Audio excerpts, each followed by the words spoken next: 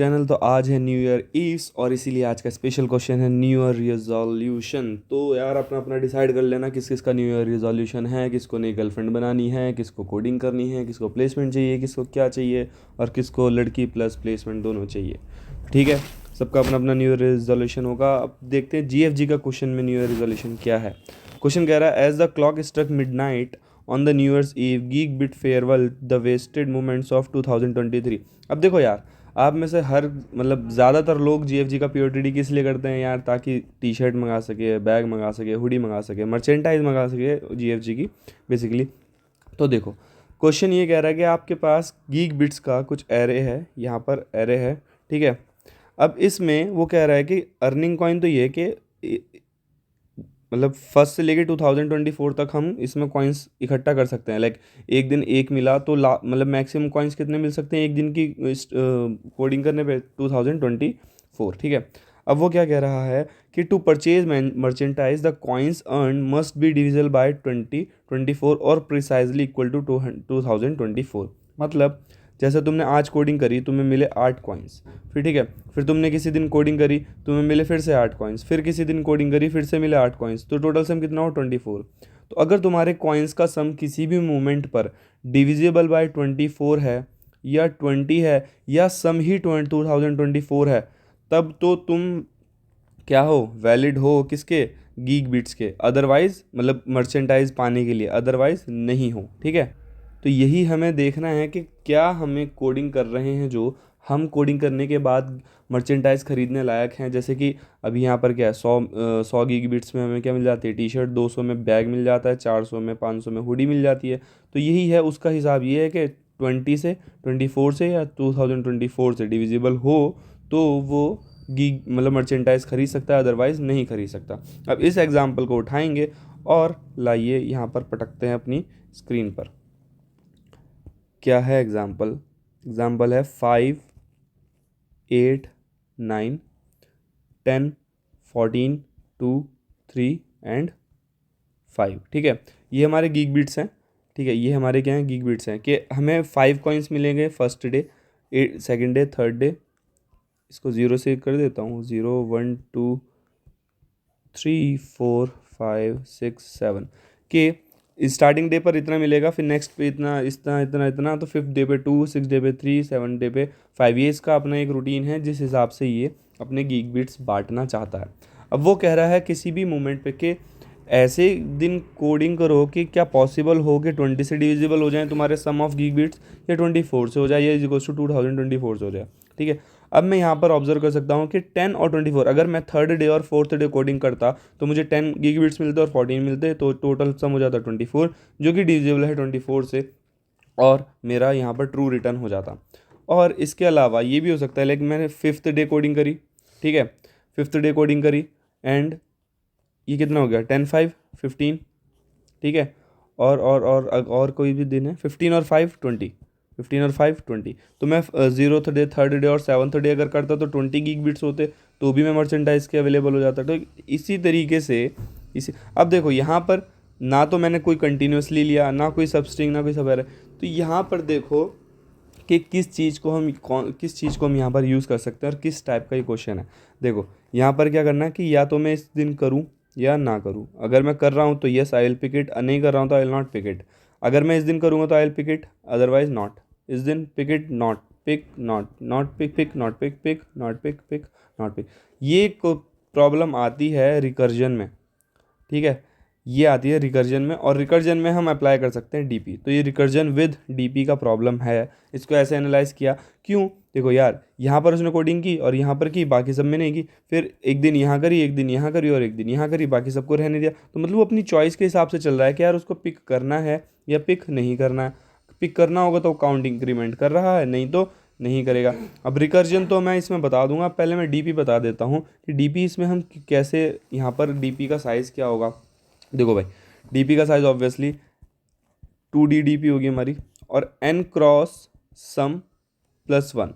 क्यों, यहाँ पर जो मैक्सिमम सम आ सकता है मेरी डीपी में भी मैं उसी को लूँगा। मतलब ऑब्वियसली इंडेक्स तो मेरे इतने ही रहेंगे जितने ये हैं, n की वैल्यू तो मेरी यही रहेगी, और सम जितना जा सकता है वो लास्ट तक इन सब का सम जाएगा 0 + 1, क्योंकि 0 से इनिशियलाइज करूँगा और सम तक जाएगा। तो इसलिए सम प्लस वन मेरा क्या हो जाएगा, डीपी 2D डीपी का साइज़। तो n क्रॉस सम प्लस वन मेरा डीपी का साइज़ होगा, ताकि 5 सम के लिए, 8 के लिए, 9 के लिए, 10 के लिए, 14 के लिए, 2 के लिए, 3 के लिए, 4 5 के लिए, हर किसी पॉसिबल सम के लिए यहाँ पर डीपी में मेरा स्पेस होना चाहिए, कि अगर मैंने उस सम पर कैलकुलेशन करी हुई है तो मैं वहाँ से कैलकुलेशंस दोबारा रिपीट ना करूँ, इसलिए मेरा डीपी होता है। आई होप इतना तो आपको क्लियर हो रहा होगा कि डीपी हम क्यों यूज़ करते हैं। डीपी इसलिए यूज़ करते हैं, लाइक मैं यहाँ से 5 उठाया और 9 उठाया, ठीक है, 5 उठाया 9 उठाया, मेरा सम आया 20। या अगर फॉर एग्जांपल यहाँ पर अगर मेरे गीक बिट्स होते हैं 5 5 5 4 3 2 3, ठीक है, अगर मैं इस 5 को उठाता, इन दोनों को नहीं उठाता और 4 को उठाता, तो सम क्या होता 9, ठीक है। 9 के लिए यहाँ से आगे मैंने क्या कंप्यूट कर रखा है, तो अगर मैं इस 5 को नहीं उठाता, इसको उठाता, 5 और 4 कितना हो रहा है 9, तो इसके आगे की कंप्यूटेशंस भी तो इसके लिए सेम ही रहेंगी ना, तो मैं इसके लिए वापस से क्यों कैलकुलेट करूँगा, फिर इस 5 और 4 का सम क्या हो जाता 9, फिर इसके आगे की कंपटीशन सेम होती, तो मैं फिर से 9 के लिए क्यों कंपटीशन करूं, मैं चेक करूंगा कि 9 सम के लिए मैंने कर चुका है, अगर कर चुका है, आंसर आ रहा है तो वही रिटर्न कर दो, मुझे दोबारा कंप्यूट नहीं करना है। फिबोनाची वाला देख लेना एक बार डीपी, वहाँ से और अच्छे से क्लियर होगा कि डीपी में हम क्यों यूज़ करते हैं, ठीक है। आई होप ये चीज़ तो क्लियर होगी। अब हम यहाँ पर देखते हैं रिकर्जन कैसे अप्लाई करेंगे। यार देखो, पिक नॉन पिक वाला केस में इसको उठाऊँ या ना उठाऊँ, तो सिंपल सी बात है, ज़ीरो से इनिशलाइज करूँगा, सब मेरा क्या होगा 0, ठीक है। अब इसमें मैं हमेशा आगे बढ़ूँगा, रिपीट नहीं कर सकता। एक दिन आप कोड करोगे तो आपको जो गीक बिट्स मिलेंगी तो वो एक ही बार मिलेंगी, दोबारा सबमिट करोगे तो दोबारा नहीं मिलेंगी। तो सिंपल सी चीज़ है कि इसमें नॉन रिपीटिशन वाला केस नहीं है, इसमें हमेशा आगे बढ़ना है, ठीक है। यहाँ पर सम की वैल्यू क्या है 0 और आई की वैल्यू इनिशलाइज कर देंगे 0 से, ठीक है। अब मेरे पास दो चॉइसेस हैं, क्या, अगर मैं 5 को इंक्लूड करूं तो सम क्या हो जाएगा मेरा 5 और आई की वैल्यू 1। आई की वैल्यू तो हमेशा मेरी बढ़ेगी, तो यार मैं सम से ही लेके चलता हूँ 0। अगर मैंने 5 को इंक्लूड किया, अगर मैं इस 5 को इंक्लूड करता हूँ तो सम मेरा हो जाएगा 5, नहीं करता हूँ तो 0 रहेगा। अब मैं आऊँगा इस 8 पर, ठीक है। अब इस 8 पर भी मेरे पास दो चॉइसेस रहेंगी। यार इसको थोड़ा सेंटर में करते हैं, ये 0, ठीक है। और अगर पिक करूँगा 5 को तो 5, और नहीं करूँगा तो सब मेरा भी रहेगा 0। अब 8 आया, 8 के बाद अगर मैं पिक करता हूँ, ठीक है, अगर मैंने 8 को पिक किया तो सब मेरा हो जाएगा 13, और नहीं करता हूँ तो सब मेरा भी रहेगा 5। मतलब 5 लिया, 5 के बाद अगर मैंने 8 लिया तो क्या हो जाएगा 13, और अगर 5 नहीं 8 नहीं लिया तो क्या रहेगा 5। और 0 वाले केसेस पे भी यहाँ पर देखेंगे, पहले इसको निपटाते हैं, ठीक है। सॉरी। और मुझे ये देखना है कि कहीं भी सम मेरा या तो 2024 हो जाए तो मैं रिटर्न 1 कर दूंगा कि हाँ भाई पॉसिबल है, या सम मेरा डिविजिबल बाय 20 या फिर 24 हो जाए तो भी मैं रिटर्न कर दूंगा, ठीक है। अगर मैंने 8 को लिया तो ये 13, नहीं लिया तो ये 5। अब यहाँ पर 0 के लिए क्या हुआ, अब 8 लूँगा तो ये 8 हो जाएगा, 0 के बाद 8 लूँगा तो 8 हो जाएगा, नहीं लूँगा तो ये भी क्या रहेगा 0 रहेगा। अब यहाँ पर मैं कितना है 13, 5 और 8 का कंप्लीट हो गया, अब 9 की बारी। 13 के बाद अगर मैंने 9 को लिया, 39 22, 13 के बाद अगर मैं 9 को इंक्लूड करता हूँ तो ये, और नहीं करता हूँ तो ये एज इट इज़ 13 ही रहेगा। और 5 के लिए 9 को इंक्लूड करता हूँ तो 14, और नहीं करूँगा तो ये 5 ही रहेगा। 8 के लिए 9 को इंक्लूड करा तो 17, नहीं किया तो 8, 0 के लिए 9 को इंक्लूड करा तो 9, नहीं लिया तो 0। आई होप ये इस तरीके से आपको ये ट्री समझ आ रहा होगा कि हर एक स्टेप पे मैं इंक्लूड और नॉट इंक्लूड कर रहा हूँ कि 0 के लिए 5 इंक्लूड किया तो 5 सम हो जाएगा, नहीं तो 0 रहेगा। 5 के बाद 8 को इंक्लूड करता तो 13 आ जाता, नहीं करता तो 5 रहता। इसके बाद 22, 13, 14, 5, इस तरीके से समझ आ रहा होगा, ठीक है। 9 तक का हर किसी के लिए हो गया। अब 10 की बारी आई, ठीक है। अब मुझे 10 अगर इंक्लूड करना है तो अगर यहाँ से 10 इंक्लूड करूँगा तो कितना हो जाएगा 32, नहीं करूँगा तो 22, यहाँ 10 इंक्लूड करा तो 23, नहीं किया तो 13, यहाँ 10 इंक्लूड करा तो 24, नहीं किया तो 14। अब जैसे मैंने 10 यहाँ पर इंक्लूड किया, ये देखो यहाँ पर जैसे मैंने 10 इंक्लूड किया, ये सम क्या हो गया मेरा 24। ये चेक करेगा, हर एक स्टेप पे ये चेक करेगा कि अगर जैसे मेरा सम डिविजिबल बाय 20, 24 या फिर सम ही मेरा 2024 हो जाए तो रिटर्न क्या कर देगा, रिटर्न कर देगा 1। नहीं तो सारी कॉम्पिटिशन्स के बाद अगर कुछ नहीं होता तो रिटर्न 0। तो यहाँ पर जैसे ही मुझे 24 मिला तो ये क्या कर देगा, रिटर्न 1। और ये सारी वैल्यूज़ किस में स्टोर हो रही होंगी, हमारे डीपी में, ठीक है। ये डीपी में स्टोर हो रही होंगी। अब कैसे हो रही होंगी ये हम कोडिंग करते वक्त आपको बताएंगे। तो ये पिक और नॉन पिक वाला समझ आया कि पिक किया और नहीं किया, पिक किया नहीं किया, पिक किया नहीं किया, पिक किया नहीं किया। तो ये इस तरीके से यहाँ पर चल रहा है। जैसा अभी ये 24 हुआ, अब देखो एक और हमने देखा था कि 5, 10 और 5 वाला, 10 तक आ गए 5 को लेकर, ठीक है। अब यहाँ पर भी देखो कि 10 अगर इंक्लूड किया तो 15, नहीं किया तो 5, फिर 15 के बाद किसी को इंक्लूड मत करो, लास्ट में कौन होगा 5, तो यहाँ पर भी ये 1 देगा, ठीक है। तो इतना समझ आया, रिकर्जन पार्ट समझ आया। अब इसका कोडिंग देखते हैं तो वो और अच्छे से समझ आएगा क्या है।